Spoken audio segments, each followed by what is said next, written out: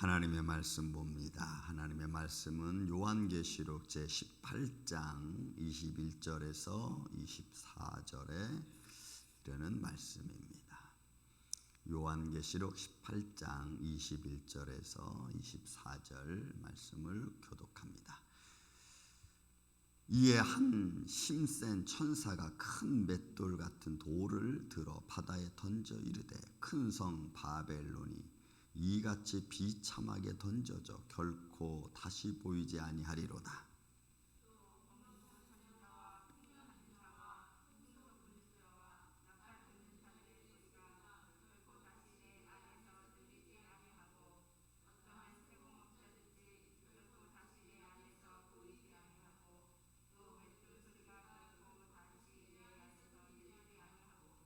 등불빛이 결코 다시 내 안에서 비치지 아니하고 신랑과 신부의 음성이 결코 다시 내 안에서 들리지 아니하리로다. 너의 상인들은 땅의 왕족들이라. 내 복술로 말미암아 만국이 미혹되었도다.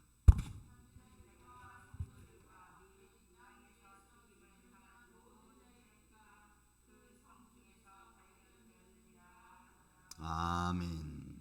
자, 역시 18장 마지막 절에도 바벨론 성에서 무너져 내리는 사치성에 대한 것을 볼 수가 있습니다. 자, 지금까지 바벨론 성이 여러 가지 모양, 주목으로 보면은 뭐 땅의 상인들, 왕족들, 임금들, 그들이 가지고 있던 무슨 사치스러운 물품들, 뭐 이런 것들에 대한 멸망에 대한 것이라면은 지금 이 순간에도 21절부터 24절까지도 이제 바벨 성에서 기쁘게 부르짖던 또 기쁨으로 그들이 누렸던 쾌락으로 누렸던 것들이 사라지는 것을 우리가 볼 수가 있습니다. 자, 한번 보겠습니다. 이에 한 힘센 천사가 큰 맷돌 같은 돌을 바다에 들어 바다에 던졌습니다. 그러니까 큰 맷돌은 아무래도 이 반석을 의미할 수도 있습니다. 물론 맷돌이라고 해서 우리가 돌리는 맷돌, 뭐 여기에 지금 비유하였던 모든 것을 다, 어떤 맷돌의 의미는 뭐예요? 모든 것을 다 갈아버리잖아요. 어떤 것 다 갈아버립니다. 그래서 이 맷돌의 의미는 다 부셔버리고 다 싹 갈아버리고 물같이 만들어버리는 어떤 그런 의미. 그러니까 이거는 하나님의 말씀이 그런 거죠. 사실은 하나님의 말씀이 능력이고 지혜고 칼이니까 그 말씀 앞에 다 무너져 내리고 깨져버리고 부서져 버리는 그런 의미도 있는 것입니다. 어쨌든 큰 맷돌을 들어 바다에 들어 던지니 큰 성 바벨론이 이같이 비참하게 던져져 결코 다시 보이지 아니하더라. 왜요? 맷돌에다 갈아버린 큰 성 바벨론이 가지고 있던 사치스러운 것들, 그들이 자랑했던 것들, 그들이 즐거웠던 것들이 다 무너져 내려요. 그러니까 여러분, 마지막 때 이 세상에 가장 화려한 것들, 가장 그들이 즐겨하던 것들, 어떻게 보면은 인생이 가장 화려하고 즐거웠던 IT 문화, 때로는 생명과학 문제, 이런 기계 문화는 한순간에 다 없어질 수도 있습니다. 왜요? 하나님의 불에, 성령의 불에, 또 마그나와 같은 그런 엄청난 화산 폭발, 이런 것들이 그냥 흘러내리면 다 녹아져 없어지는 것이거든요. 그러니까 결국 이 세상이 뒤집어질 때 한번 뭐 천체가 움직이고 또 지진이 일어나고 또 화산이 폭발하고 그러면서 인간의 문화는 결국 죄 가운데서 세워진 모든 문화와 죄 가운데 세워진 모든 사치와 즐거움은 한순간에 다 무너져 내리는. 그러니 그것을 바라보고 그것을 세웠던 어둠의 세력의 주관자들과 또 그로 말미암아 인간의 어떤 왕족들, 그것을 가지고 기쁨을 누리고 행복을 누렸던 자들은 한탄할 수밖에 없는 겁니다. 그것이 오늘날의 삶의 문화 중에 하나죠. 우리가 즐거움을 느꼈던 것들이 어느 한순간에 없어져 보십시오. 그러면 사람들은 통탄하죠. 지금 아프가니스탄이 난리가 났죠. 탈레반이 카불 수도를 점령하고 뭐 민주정치를 한다고 나서도 뒤에서는 계속 억압정치를 하죠. 그 중에 제일 어려움을 당한 그 상황이 여인들입니다.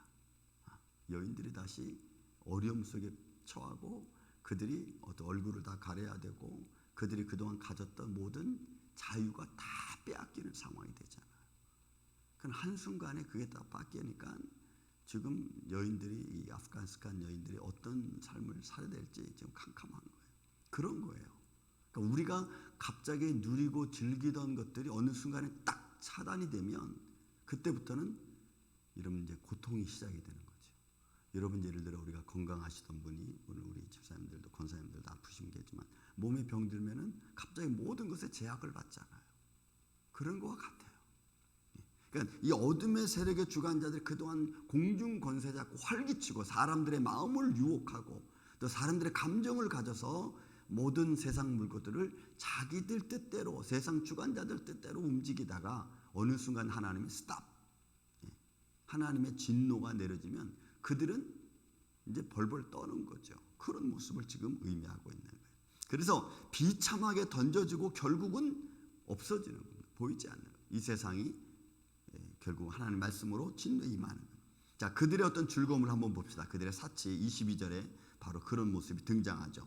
또 검은 곳 타는 자, 풍류하는 자, 퉁소 부는 자, 나팔 부는 자 소리가 결코 다시 내 안에서 들리지 아니하고. 보세요. 검은 곳 틀죠. 또 검은 것뿐만이 아니고 그들이 풍류하는 어떤 즐거움, 쾌락. 그래서 여러분 디모데후서 3장 4절, 5절 말씀 보면은 거기에 나와 있는 말씀이 뭐예요? 너희가 쾌락을 사랑하되 하나님 사랑하는 것보다 더한 거예요. 그들의 즐거움을 원하는데 그 즐거움이 하나님께 예배하는 것보다 더 중요하다고 생각하는 거예요. 그들이 돈을 사랑하고 자기를 사랑하고 교만하고 무정하고 이런 것들이 하나님을 향한 것보다 더 심해지는 거예요.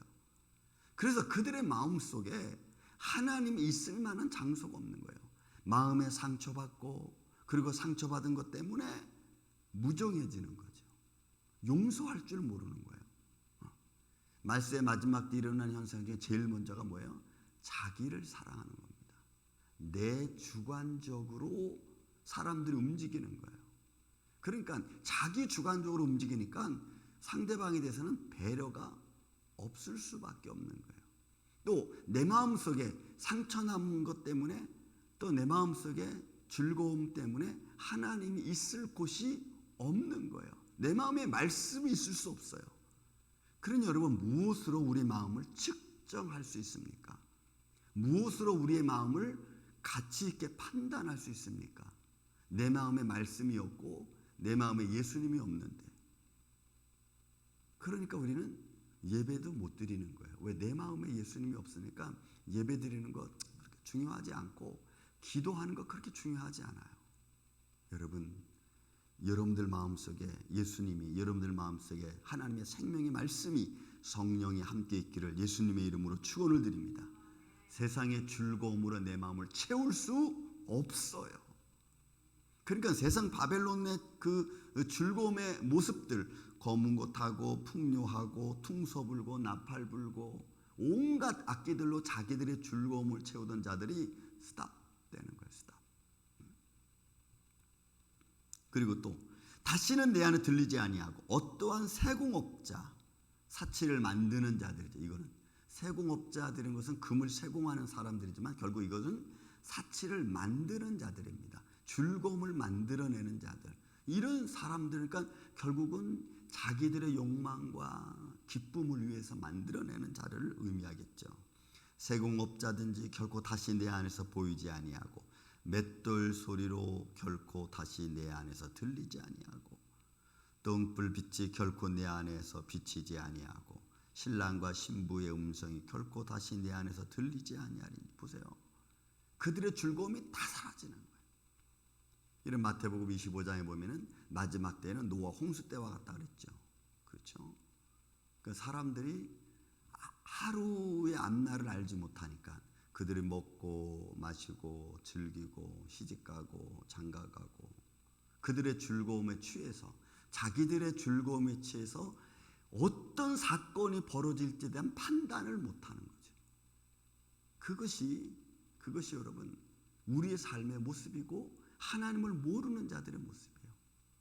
이번에 부시 대통령이 아프가니스탄에서 미군 철군하면서 하는 게 뭐예요? 한 말이 그들에게 20년 동안 아프가니스탄을 도와줬는데 그들은 자기 스스로 일어날 준비를 하지 않는 거예요.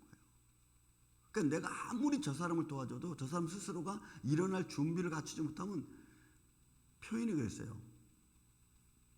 우리 한국말 속담에 여러분 무너진 뚝에 기름 물 붓기예요. 물 붓기.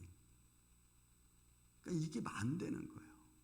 그러니까 우리의 삶 속에 하나님의 말씀이 중심이 되지 않고 내 인간적 즐거움과 이성이 중심이 되면, 그러면 우리는 하나님의 영광을 바라볼 수가 없어. 앞으로 무슨 일이 어떻게 우리 가운데 일어날지에 대하여 전혀 생각을 우리가 못하고 그냥 그 즐거움에 취하여 있는 거예요. 저는 여러분 믿음의 지혜를 갖기를 예수님의 이름으로 축원을 드립니다.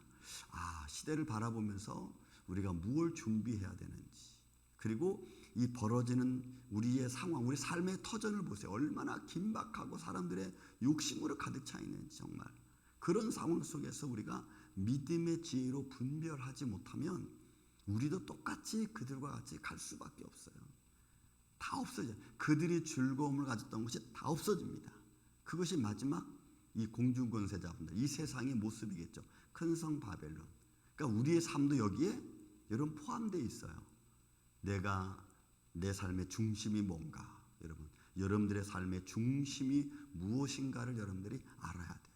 내가 지금 살아가는 삶에 있어서 내 삶을 붙들어주고 계시는 분이 누군가, 내가 이렇게 살 수 있도록 나를 지켜주시는 분이 누군가, 그런 마음의 중심을 갖고 우리가 살아가야 되는 거예요. 또 23절에 보니까 중반절에 너의 상인들은 왕과 땅의 왕족들이라. 그러니까 보세요. 상인들이, 땅의 상인들이 왕족들이니까 여러분 11절에도 18장 11절에도 땅의 상인들이 그를 위하여 울고 애통하니 다시 그들의 상품을 사는 자가 없다 그랬잖아요. 그러니까 결국은 이 사람들은 보이지 않는 권력자들이겠죠. 자기들이 마음대로 주물럭주물럭 하던 사람들, 정치를 주물럭거리고 경제를 주물럭거리고 그러면서 자기들의 유익을 취하고, 그죠? 자기들의 즐거움 때문에 나아갔던 보이지 않는 손길들, 왕족들이 말이에요. 그들은 내 복술로 말미암아 만국이 미혹되었다. 그들의 권력과 그들의 힘과 그들의 어떤 예측, 자기들이 가지고 있는 생각, 플랜, 이런 것들로 온 세상을 다 미혹하는 거예요. 그것들로 세상을 끌고 가는 거죠. 그러니 힘없는 저와 여러분 같은 사람들은, 그렇게 움직이는 사람들 앞에 육신을 가진 우리들은 어떻게 할 방법이 없어요. 그러니 여러분, 우리가 정신을 차리고 깨어 지금 기도해야 될 줄로 믿습니다. 내가 내일 앞을 알지 못하고 우리 자손들이 어떻게 될지 우리가 모르잖아.